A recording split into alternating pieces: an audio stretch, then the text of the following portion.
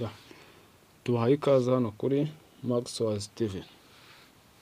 Muri video y'uno munsi rero tugiye kuza dusubiza ikibazo cy'umukunzi wacu yatubajije, aho yagize ati ese ni gute umuntu ashobora gushyira status kuri WhatsApp ikabonwa n'abantu bamwe na bamwe abandi ntibayibone?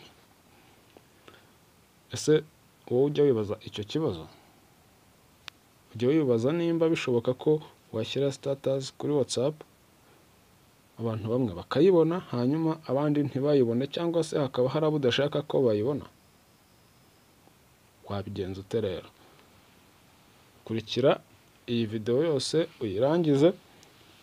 Uraza kuyirangiza umenye neza uko ushobora guhisha status yawe ku bantu bamwe abandi bakazajya bayibona.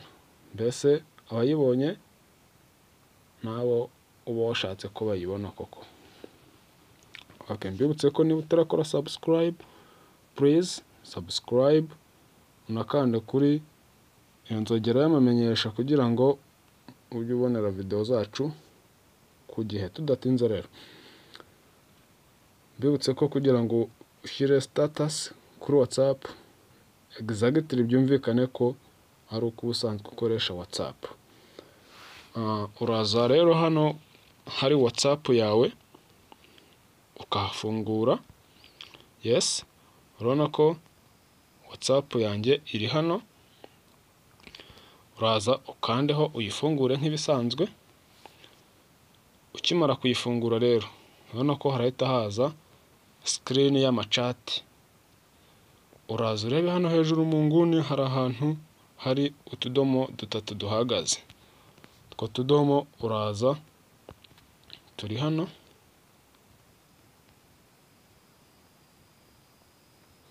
Yes, uraza kuri tuno tudomo udukandeho.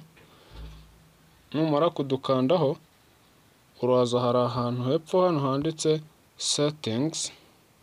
Izi settings uraza nazo uzifungure. Okay, ukimara gufungura setting urareba kuri screen yawe ahantu hari urufunguzo rucuramye handitse account.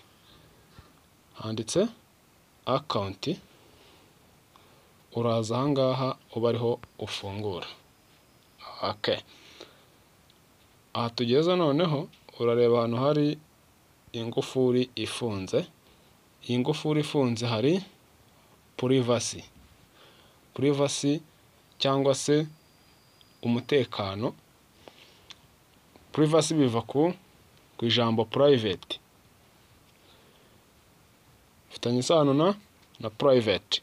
Yes, kuvuga ngo uyu ni umutekano wawe, umutekano wa account yawe. Uraza hano uhafungure kuri privacy. Numara kuhafungura rero aho tugeze ahangaha urabona ahantu handitse dufite last scene, tukagira profile photo, ukagira ndetse about, ukagira ndetse na statuses.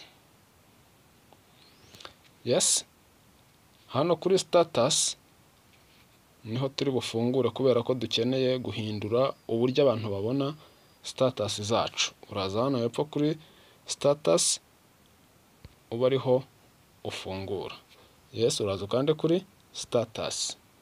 Kuri status urabona ko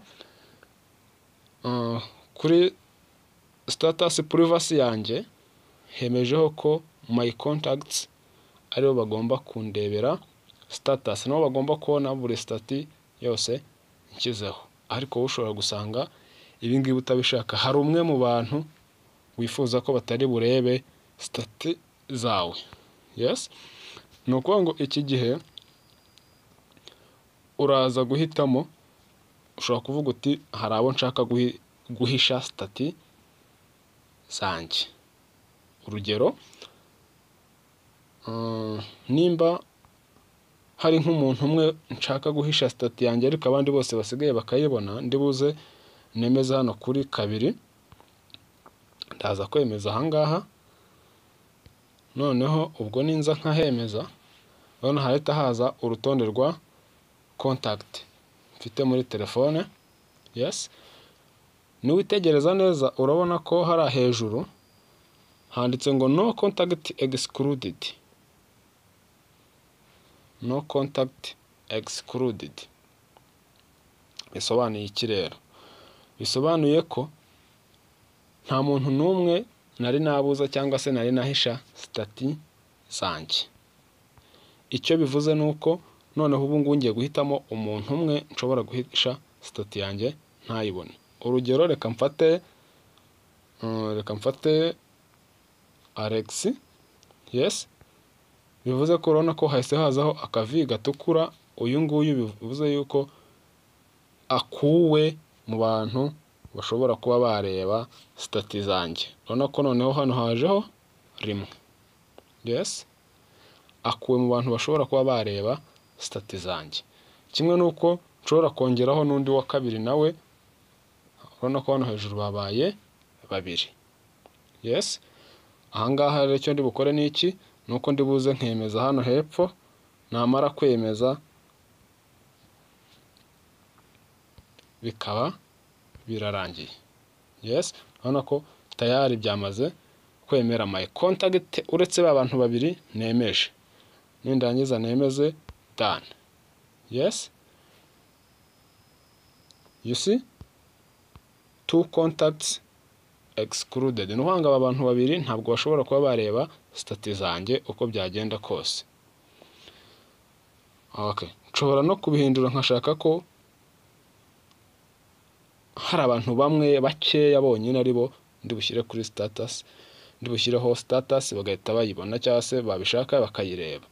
Icyo gihe none nzagaruka nkande hahandi kuri status, hanyuma ningera hano nzahita nza kuri kano ka gatatu noneho aho gushyira kuri kabiri, kubera ko abakeya nibo nshaka kwereka stati zanjye. Okay, ndaza hano kuri ka kandi ka gatatu. Nindangiza aho gushyira kuri wa wundi umwe. Yes, okay, share status with, nta muntu n'umwe nari naselegeta kuba sharinga my status. Yes, bivuze iki? Bivuze ngo nimba nta muntu n'umwe ndahitamo kuba namusharinga status, icyo bivuze nuko noneho uwo nshaka ngiye kumuhitamo. Yes, let me take AB. AB niwe nshaka ko ari bujya areba stati zanjye. N'uyu nguyu babaye batatu. Aba nibo bantu batatu bonyine nshaka ko bashobora kuba bareba stati nshyizeho. N'ubundi ndaza hano hepfo hari V nemezeho.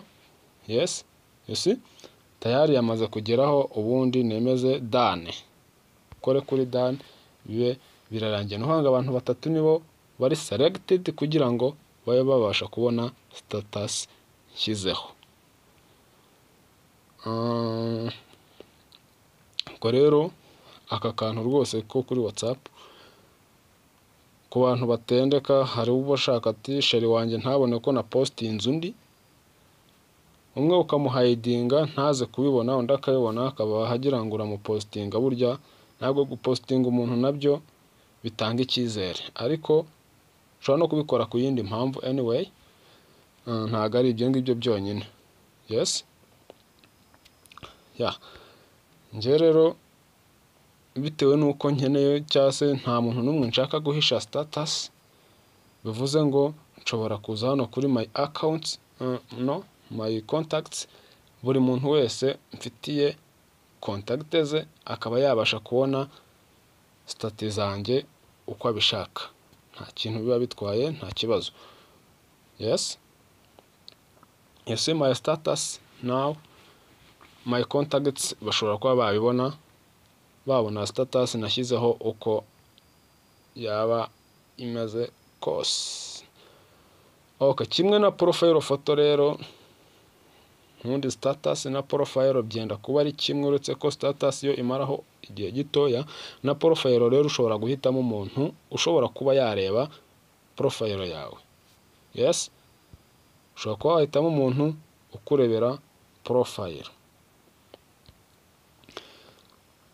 ngira ngo hari WhatsApp zimwe na zimwe ushobora kurebaho ugasanga umuntu nta foto afiteho, warebera ku yindi telefone y'undi muntu ugasanga wewe ifoto iragaragara. Impamvu nta yindi ni uko aba yarahisemo abantu bemerewe kureba profile ye. Yes, kuri njye rero everyone yemerewe kureba profile foto yanjye, ariko birashoboka ko ushobora kuvuga uti nta muntu n'umwe nshaka ko andebera profile foto, ukaza ukemeza hano ha gatatu handitse nobody. Ahangaha uzaba uvuze ko nta muntu n'umwe ugomba kukurebera profile foto. Now uzaza wemezeho ahangaha, ubundi wemeze done. Ugikanda ahangaha bizaba byarangiye, izaba yagiye. Ushobora no kuvuga uti abantu bandebera profile ni abantu mfitiye contact zabo uretse bake muri bo.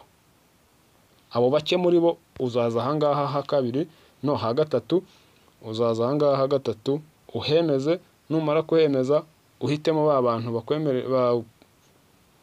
udashaka ko bakurebera profile. Yes, numara kuhitamo nkuko twabibonye bazazana utumenyetso dutukura hirya twose, hanyuma wemeze. Numara kwemeza bizaba birangiye. Rwose ushobora no kuvuga uti ni aba my contact bose, nta kibazo, nabo uzaza uhemeze bizakunda nta kibazo. Nawe uhite wemeza bibe birarangiye. Nimba wakurikiranye video nizere ko ubashije gusubizwa, watubajije ikibazo nawe nizere ko ahantu hose tuhakoze. Gusa nimba hari icyifuzo cyangwa se hari ikibazo gisigaye, mwatwandikira muri comment, hanyuma mukatubwira icyo dushobora kubazanira ubutaha muri video zacu zitaha, cyangwa se nimba hari ikitari kugenda neza tukaba ari cyo dukosora. Okay, ciao ciao.